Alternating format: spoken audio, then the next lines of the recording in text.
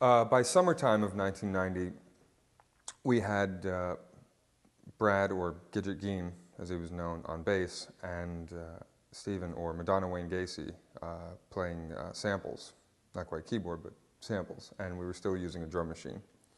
But for whatever reason, this particular setup and lineup was intriguing enough and cool enough and worked well enough as far as songwriting and performing that people really got into it. People really latched on and, for lack of a better phrase, got what we were doing. Brad brought a real, like, rough-edged sort of punk, but more rock and roll punk rather than hardcore punk or you know, British punk. He liked bands like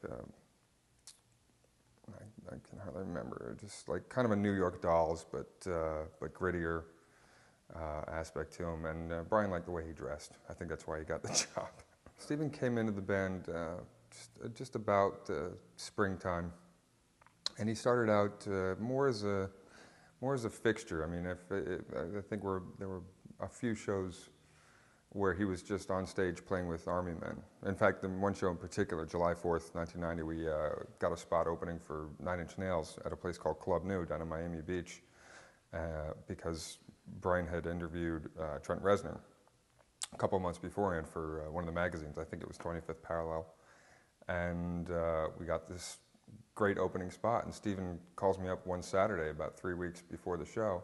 He says, I got a flyer on my car. It says 9 Inch Nails with Meat Beat Manifesto and a special guest Marilyn Manson. And we still have the name Marilyn Manson and the Spooky Kids. But it was on the flyer, and I was like, how come you found out through a flyer? You know, I guess either it was a surprise to us or Brian didn't have time to tell us or whatever it was. But at that show, Stephen he had this weird costume on. I think it was kind of army, like crazy army man, but with like a leather jacket, and he had a helmet with a flag in it. And he played with army men and threw cold cuts at the crowd, things like that. And that got people, that was a little disturbing. But he went on to play a sampler, to play keyboards.